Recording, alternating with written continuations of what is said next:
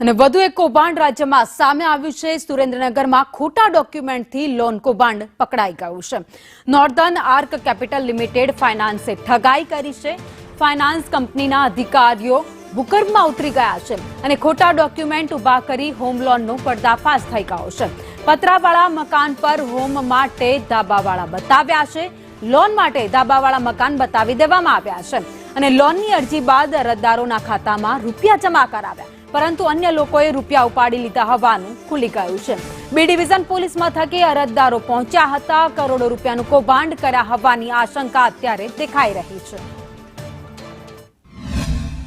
જ્યારે લોન નથી ભરાતી અને એની નોટિસો મળે છે ત્યારે એને ખબર પડે કે મારા ડોક્યુમેન્ટના આધારે કોઈ 5 લાખની કોઈ 7 લાખની લોન લઈ લીધી છે અને આવી રીતે અહીંયા સુરેન્દ્રનગરની નોર્થલ એઆરસી કોમર્શિયલ લિમિટેડ નામની જે કંપની છે જે હોમ લોન આપે છે એ કંપનીએ ખૂબ મોટું કૌભાંડ કર્યું છે। અત્યારે 2 અનુસૂચિત જાતિના લોકો ફરિયાદ લઈને આવ્યા છે, પણ અમારી પાસે જે માહિતી છે, જે વિગતો છે, લગભગ 100થી વધારે લોકો પાસે આવી ખોટી લોનો કરી અને કરોડો રૂપિયાનો ભ્રષ્ટાચાર, કરોડો રૂપિયાની ઉછાપત આ લોકોએ કરી છે। સુરેન્દ્રનગર લઈ ગયા ત્યારબાદ અમને એમ કીધું કે તમારી લોન કરવાની છે। પછી લોન કરી અને લોન કરવાની કરી લઈ ગયા સુરેન્દ્રનગર।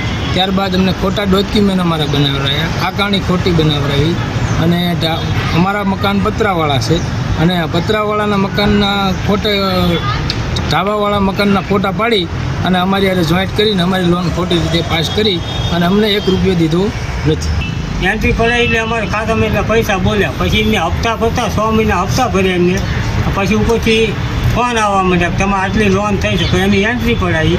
એન્ટ્રી પડાવીને ભાઈ પેપર ગયા કે તમારે જે કરવું હોય કરી દો, જ્યાં ખીલા મારે ખાલી મારી દો, પૈસા તમને નથી દેવા।